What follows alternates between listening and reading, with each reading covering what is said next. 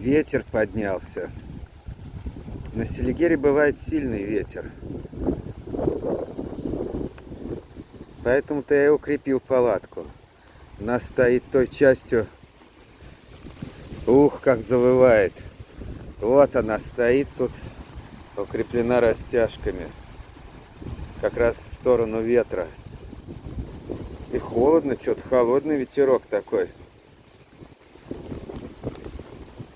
На стоянке никого нет. Смотрю в трубу время от времени. Ух, надвигается какая-то непогода, гроза, что ли. Падают шишки. Вот, а я спилил дерево. Очередное. Вот, мини-прогулка по острову. Остров-то небольшой. Совсем.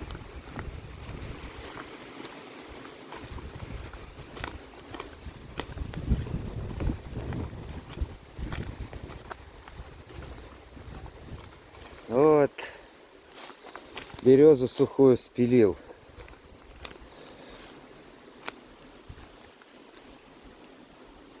Это там старая лежит, бобры, видимо, подгрызли.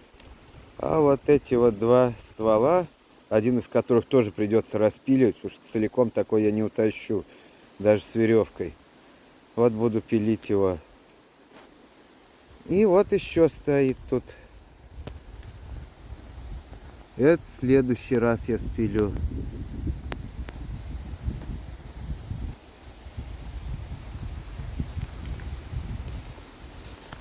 Грибов нет, зато клюкву нашел. Правда, не спелую, там на болотах.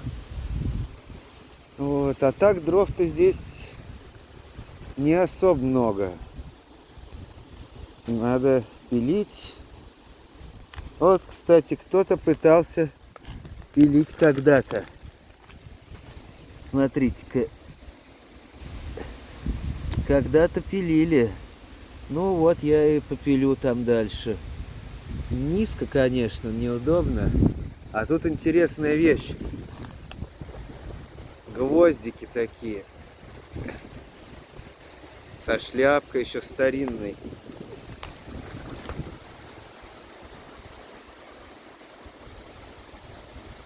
Такая вот шляпка. Вот он, гвоздь. И в том дереве был вбит подобный гвоздь.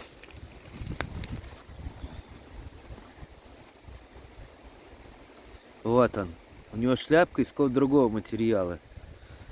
А эти деревья давным-давно засохли. Возможно, здесь когда-то была стоянка, кто-то натягивал веревку.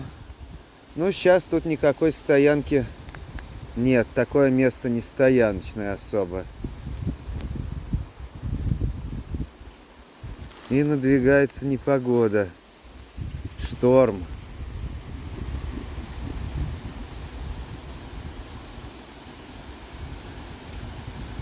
О, как бушует ветер.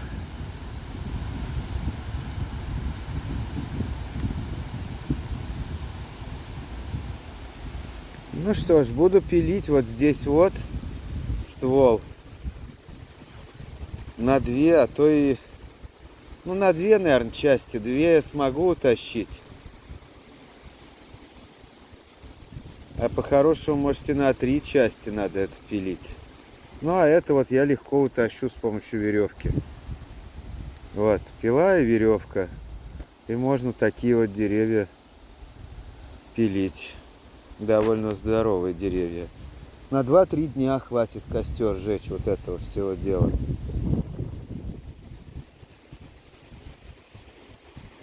Как раз сейчас будет ветер, непогода. Что еще делать? Жечь костер.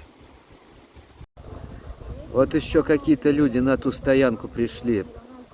Приплыли на моторной лодке. Куда-то в лес пошли.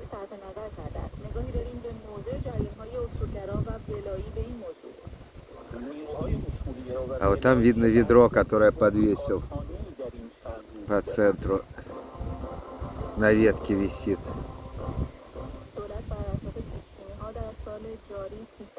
Ветер, конечно, дует.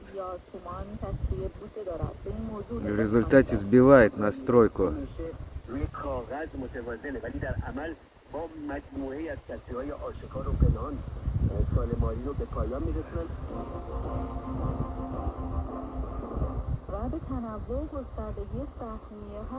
Куда-то в лес ушли.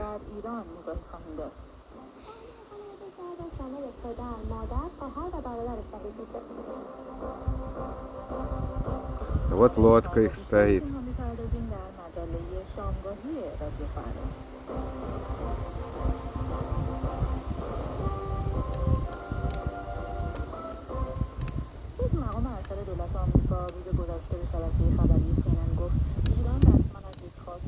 Какое движение. Суббота сегодня. А я съел гороховый суп. Заряжаю все устройства. Свалил дерево. Много сделал полезных дел.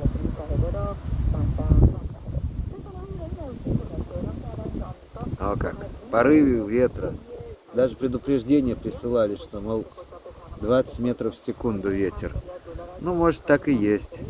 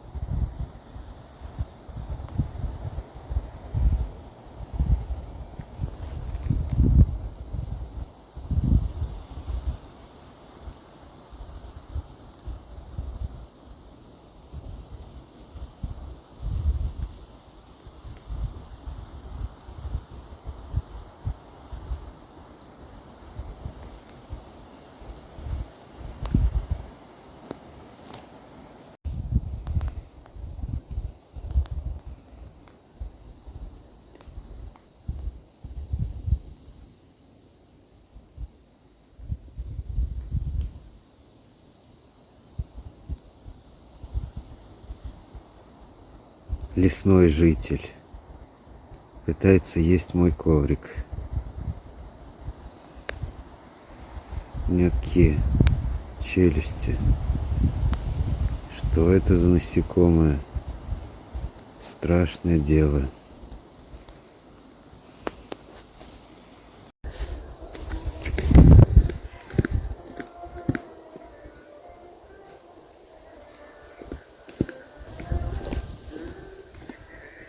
Решил я свеколку сварить.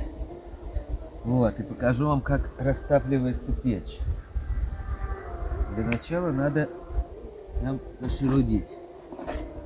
И угольки все притащить сюда. Вот, печь я таким утром делал макароны. С сыром, с этим шпрутом. Вот. Сначала туда вдаль лучше положить.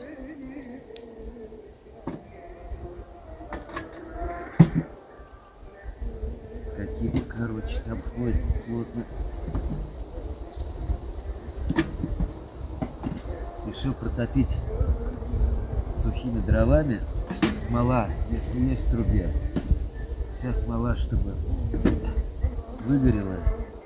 Но я смотрел вот недавно трубу, и там Нагара-то особо нет.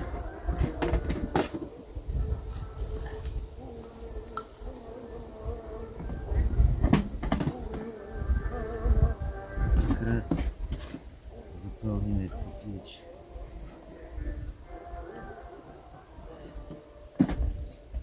Палочки лучше класть продольно, не поперек камеры, а вдоль. Ну и вот тут собирается всякий мусор.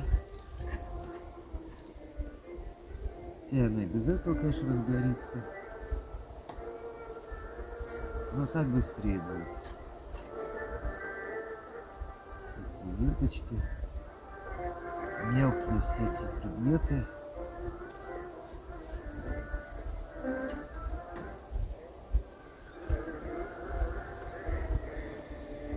Есть там огонь. Ну, если огня нет, в этом случае можно ускорить процесс. Вот береста. Вот тоже туда можно такой березы. Береста.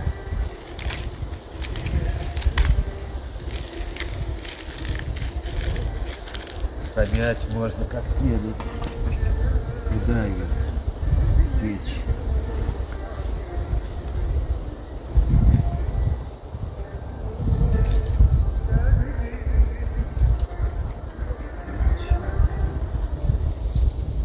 Вот это вот часть не очень хорошо сгорающая.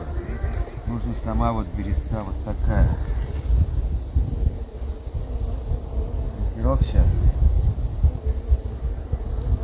Посмотрим, что получится.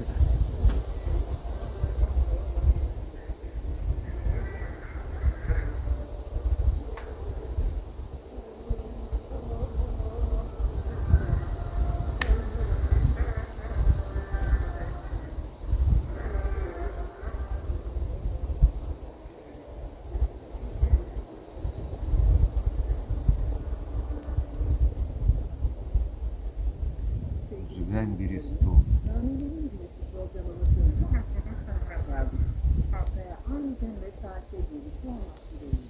Дым уже пошел в трубу, труба разогрета.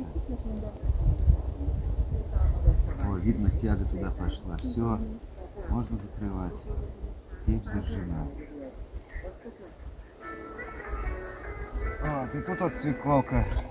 3 свеколки осталось. Сейчас сварю их. Заодно чайник кипит. Сразу сюда надо положить палочку.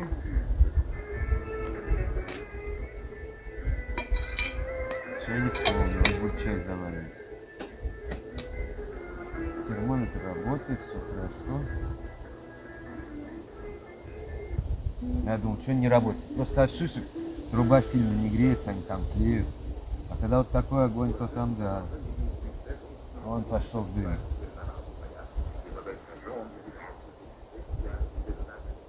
Ну там она как бы разогрета, сразу есть проток. Моментально подтянул огонь и все.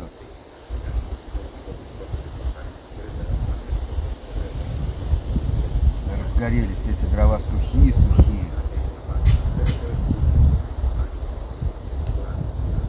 Ну и вот. Я его поставлю. Так вот, как будет труба разогреваться. В принципе, сильно топить она даже до сюда доходит. Ну а так вот оптимальная зона это вот это вот белое. В районе 200, там 300 градусов самое оно. И закипает тогда быстро. Чайник, конечно, кипятить лучше вот на таком диапазоне, когда прям там шарашит огонь. Но, например, жарить лучше вот, но до вот этой белой границы, потому что она начинает уже подгорать.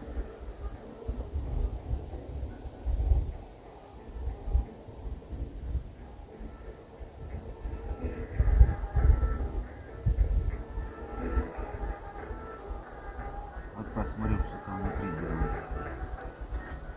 О, как тянет туда. Видно, как тяга туда происходит, туда втягивает. То есть, вот, например, я сейчас убавлю, Вот, закрыл, тяга прекратилась, оно начало отсюда огонь выбиваться. Вот я открыл снова.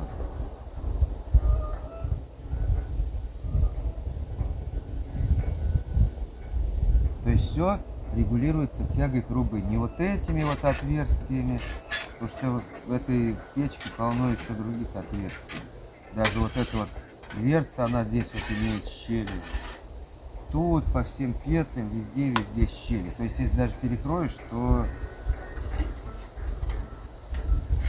Ну и вот какая разница. Огонь туда втягивается, я закрываю. И огонь уже выскальзывает наружу, выходит вот здесь вот. Видно.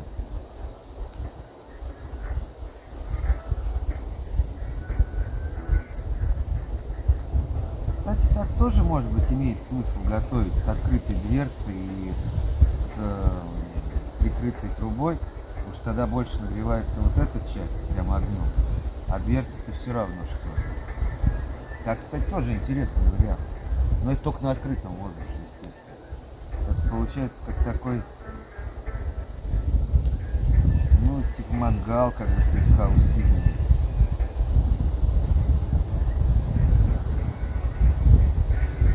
Возможно, что так оно и будет дольше дрова сгорать. Потому что тяга слабая.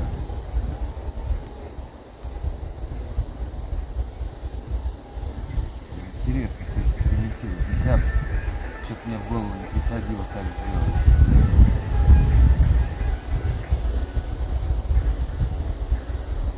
О, как само все поворачивается. Видимо, поток газа там.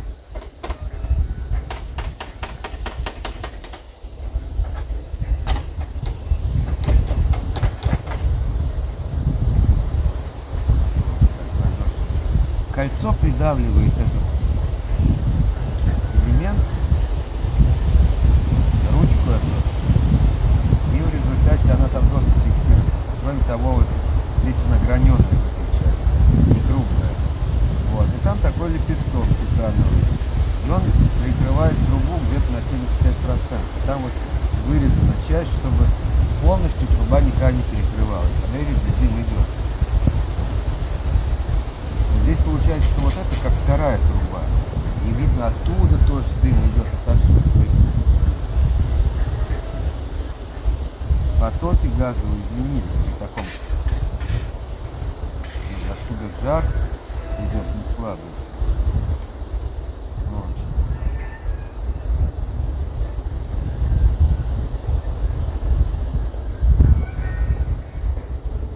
А если мы закроем эту печь, прикроем?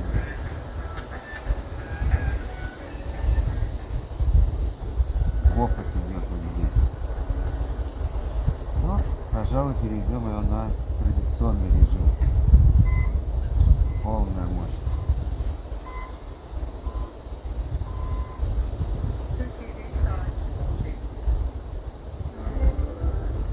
Вот в таком режиме пусть и работает. То есть тут два режима. Ну вот это экспериментальный был сейчас режим, а так это вот полная мощность и какие-то вот положения частично перекрытия. Например, когда жарю, я перекрываю полностью. Если кипятить, то наоборот стараюсь открыть вот так вот. Ну, ручка, кстати, это не горячая, ее можно спокойно брать рукой. Это титановый тоже стержень. Все это на Алиэкспрессе заказывал лист титановый и стержень. Просто 3 отверстия сделал в листе, пропустил, и в результате он, когда вращается, он поворачивает этот листок без сварки, без всего. Одно отверстие надо было сделать в трубе, и все. А второе, оно лежит на выступе, который фиксирует саму трубу к стакану. То есть этот лепесток находится прямо на верхней части стакана. Здесь титановый стакан, который соединяется с печкой, байонетным соединением, а с другой стороны к нему крепится труба. И вот на крышке этого стакана находится лепесток, перекрывающий путь газа. Я считаю, это очень удачная конструкция Шибера. Сколько не видел разных вариантов, мне кажется, все они уступают по технологичности. И это все разбирается, получается маленькая деталька такая плоская, которая вместе с печкой хранится. И это скатывается в рулон, естественно. И труба сама, она обладает изрядной механической прочностью, труба эта. Вот. И в результате ее можно так вот взять и растянуть. Если титановая фольга была, она бы покорежилась. А это прочный материал. Вот. Ну, конечно, увесистая, но что делать? Да, жар такой от печи идет. Вот мощное инфракрасное излучение. Вот, с боков особенно. Снизу меньше, потому что там слой находится, слой золы всякой. А вот с боков, да. Кстати, вот когда я размышлял про элементы пельтье, вот на самом деле они так и должны быть. На каком-то расстоянии от печи, вот, например, от боковой поверхности печи, ну, скажем, вот там, можно варьировать как угодно. А задняя поверхность чем-то охлаждается. И вот так вот, я думаю, можно генерировать немало тока. Вот, кстати, я-то думал, что их хорошо разместить под печью. Теперь понимаю, что их лучше размещать сбоку от печи. Потому что там зола перекрывает тепло. А здесь прям шарашит такой жар. И от этой части. Можно и от задней поверхности. То есть вот этот вот интересный проект технический. Использовать печь и элементы пельтье для длительной зарядки разного рода аккумуляторов. Ну, вот сами элементы, еще бы разбираться, какие из них, что, какие элементы. Их много разновидностей. Так вот будешь покупать на Алиэкспрессе, а кто знает, совпадают ли характеристики с тем, что там заявлено. Ну, это дело далекого будущего. Попробовать утилизировать вот это вот тепло, которое идет от печи. А тепло идет как нормально, кстати. Мощное инфракрасное излучение.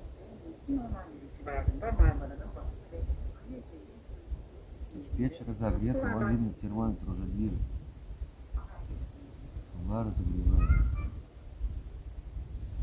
Так что вот так вот решила свеклу сварить. А она вон уже начинает закипать, да, закипает свекла. А что там? Чайник? Ну, тоже скоро закипит.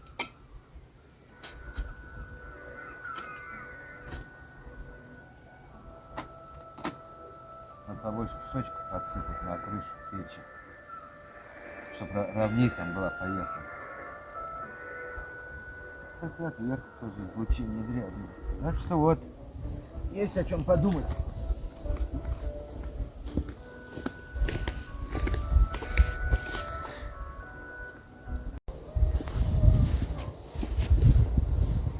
Вот, я уже на зимней, так сказать, форме одежды решил приготовить очень вкусное блюдо. Осталось у меня вот 3 свеколки. Я решил их отварить и сделать с яйцами, которые тоже варились в свекольном этом отваре и стали вот такого своеобразного цвета серенького. Не красного, как можно было ожидать, вот такие, как будто яйца, не знаю, каких-то диких птиц. Это для мусора я подготовил.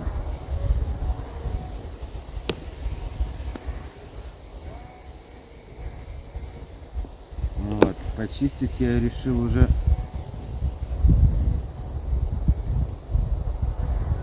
после того, как сварится.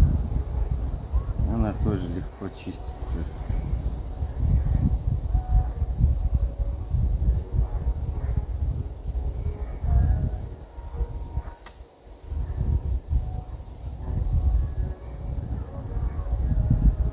Свекла нормально разварилась. На печке-то она часа, наверное, 1,5. Я сплавал рыбу, половил.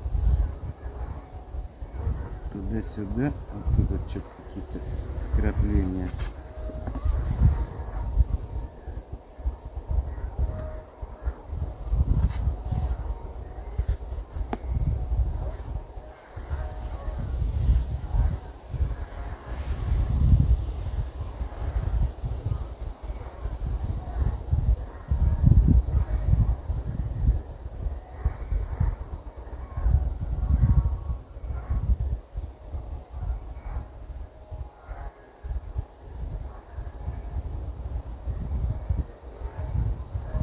Всю шкуру надо счищать. Вечерами прохладно стало, ветер дует. Вот шапку такую надел, потому что реально холодный ветер задувает. И это еще не кончилось лето. Вот, не так далеко от Москвы, 300 с небольшим километров от Москвы, ну, на северо-запад.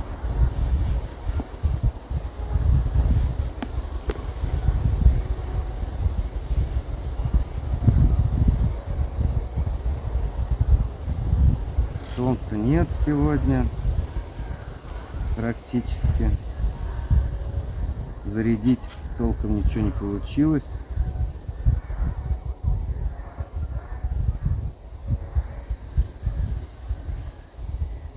Вот, свеклу я очистил.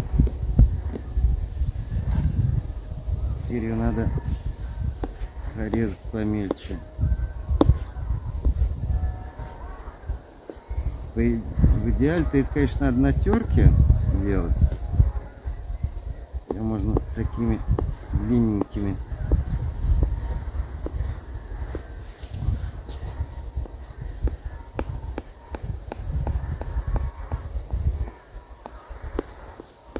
Очень полезное блюдо.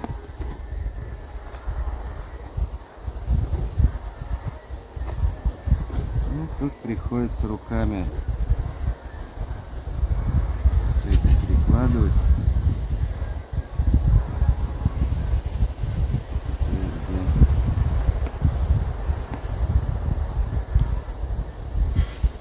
Она очень хорошо размягчилась. Часа полтора варил. Ну, на таком слабом огне на печке томилась, можно сказать, она. Это свекла.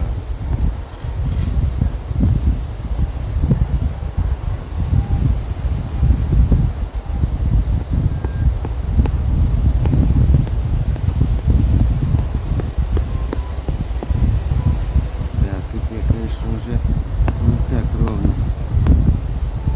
нарезал, но главное вдоль,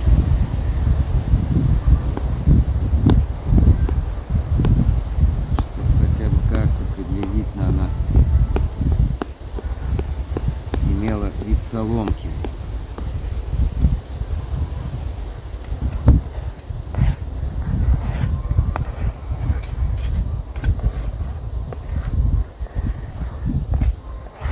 Сырое мясо.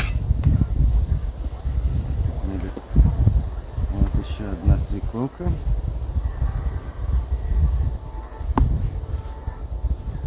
Я попробую по-другому порезать. Вот так. А теперь уже вот так. Да, вот так вот практичнее получается.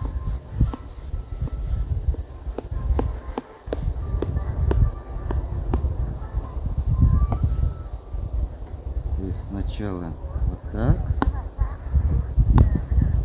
на несколько частей, а потом вот, и сразу получается более-менее ровная полоска. Ну и так можно еще помельчить вдоль, главное.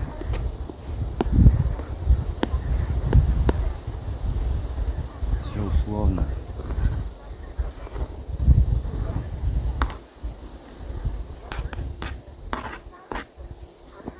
Вот, теперь чеснок.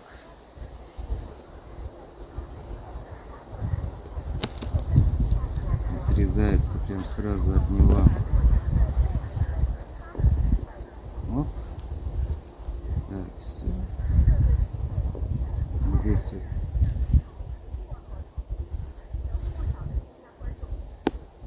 дефект какой-то. Ну, и чеснок мелко нарезается. Относительно мелко. Итальянцы, они вообще очень мелко нарезают чеснок. Спагетти там с оливковым маслом.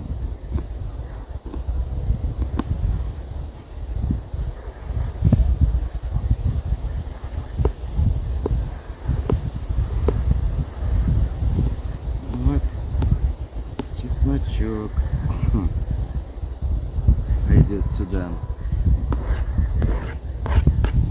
Теперь надо подсолить.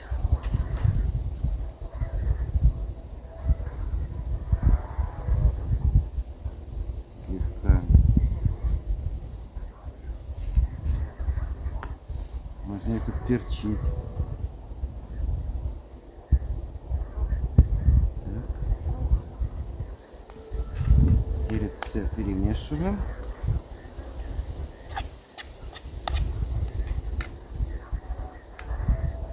Чтобы солью оно немножко питалось там.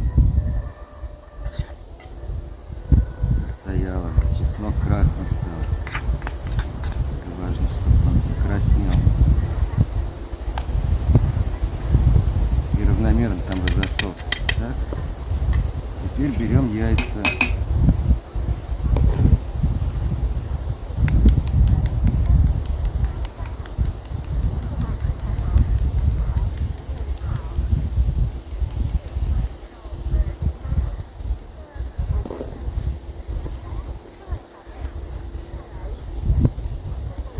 Бросаем в воду его.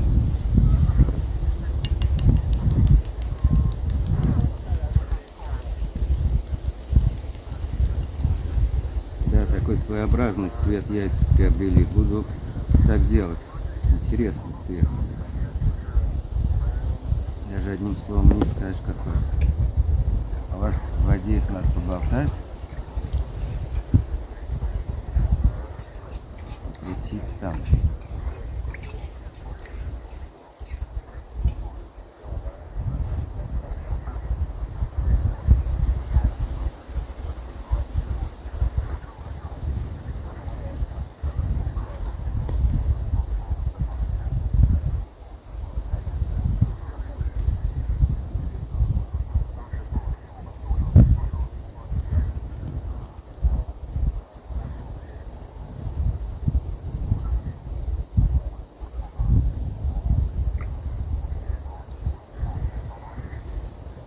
Сполоснуть надо яйцо.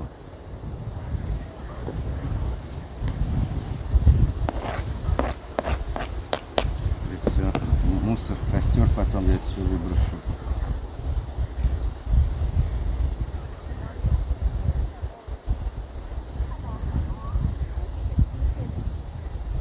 Да, цвет удивительный у яиц получился.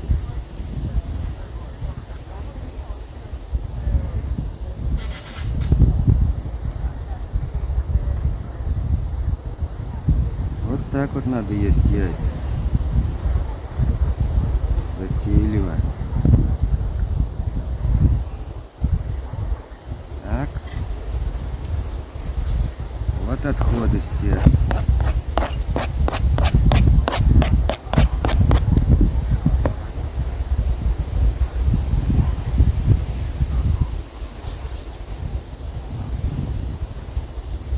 Может, от влаги надо протереть слегка.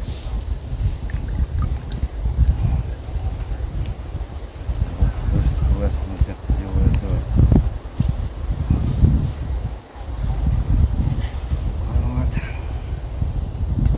Теперь яйца надо нарезать. Так, а тут мы видим, что скорлупа. Вода поможет сполоснуть досочку немного.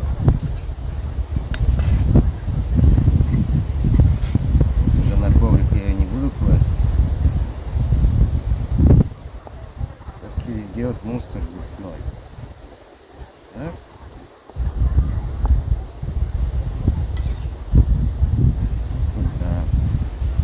Там помельчу. Так. И туда. Ну вот. У меня натекла под коврик вода. Не продумавши сделал. Вот открываю новую пачку майонеза. Одна пачка, одна неделя. Вот, это блюдо с майонезом положено. Вот. И вот это все надо перемешать, помельчить. майонез приобрел цвет такой, который дает ему свекла. Фиолетовый, марганцовочный. Яйца там все вот впитали в себя этот цвет.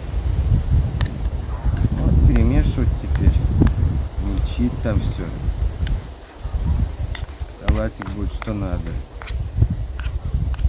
Вечером перекусить. Сейчас не хочется ничего готовить. Хотя, может, попозже я картошку еще пожарю. Это уж как будет настроение.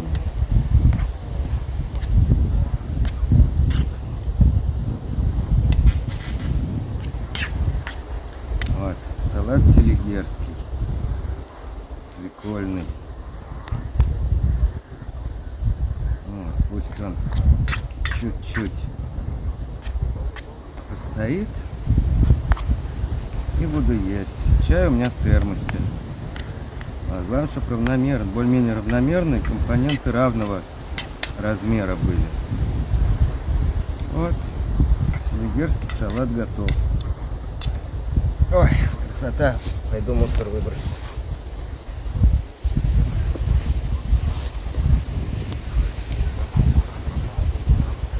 Вот хочу показать способ зарядки от аккумуляторов.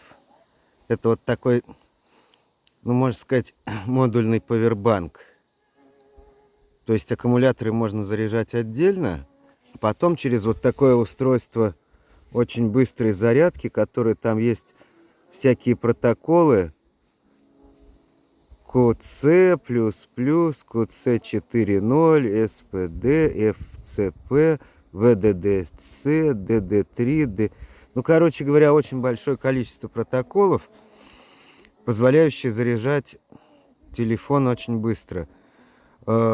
Даже родная зарядка от этого телефона не дает такую скорость заряда, как это, потому что тут вон 3 аккумулятора в каждой, ну, вот этой вот держатели в каждом по 3. То есть там приблизительно по 12 вольт в каждой, то есть 24 вольта. То есть тут возможно зарядка даже большим напряжением, чем 9 вольт. Но что интересно, если через вот этот выход заряжать, то 9 максимум. А через вот такой, то она заряжает очень быстрой зарядкой, то есть это 12 там или больше вольт. Вот, а можно поставить одну емкость с 3 аккумуляторами, тоже будет работать. Ну вот я решил поставить все 6 сразу. А зарядное устройство у меня позволяет заряжать только 4 сразу аккумулятора. Но это можно делать последовательно. Сначала одни, потом другие. Ну, довольно долго заряжает. Вот я аккумуляторы для радио заряжаю в устройстве. Ну и полдня надо заряжать. Вот. И вот радио работает от ну, сейчас от маленьких аккумуляторов. А когда они заряжаются, то работает от, соответственно, вот таких 18650. Вот подробнее покажу устройство.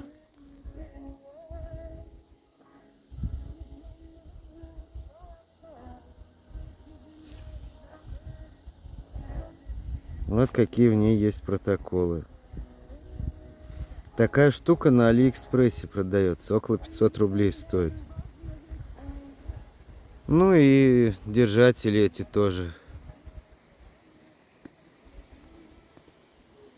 Аккумуляторы тут самые простые, не какие-то навороченные. Старые аккумуляторы вытащил из павербанков. Павербанк новый заказывал. Но что-то тоже он как-то стал плоховато себя вести. То ли деградируют они, то ли еще в чем дело. Недавно вроде поменял, в начале лета.